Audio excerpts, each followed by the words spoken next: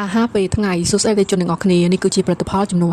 5សម្រាប់ការឆុងវិញយើងដាក់ទឹក200មីលីលីត្រទឹកក្តៅទឹកដែលមានអង្សាខ្ពស់ហ្នឹងហើយយើងឆុងទុក5នាទីពេលដែលបបរនេះទន់ចាំយើងយកមកញ៉ាំអញ្ចឹងចំពោះផលិតផលចំនួន5នេះ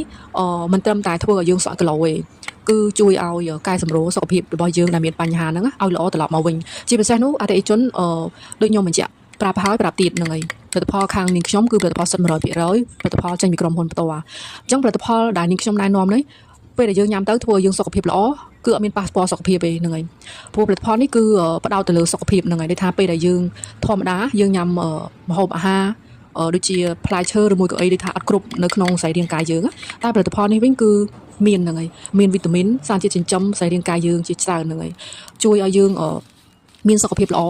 ហើយពេលដែលយើងញ៉ាំទៅគឺជួយរំលាយជាតិខ្លាញ់ហ្នឹងហើយជាតិខ្លាញ់ហើយនឹងបញ្ចេញចោលជាតិពុលនៅក្នុងខ្លួនរបស់យើងធ្វើឲ្យសុខភាពរបស់យើងហ្នឹងល្អត្រឡប់មកវិញហ្នឹងហើយចំពោះអតិថិជនខ្លះទៀតគាត់ញ៉ាំ4ថ្ងៃគាត់ស្រក់3គីឡូអតិថិជនខ្លះទៀតគាត់ញ៉ាំ5ថ្ងៃស្រក់2គីឡូអញ្ចឹងអត់ទៀងឯងមើលតាមសុខភាពអញ្ចឹងណា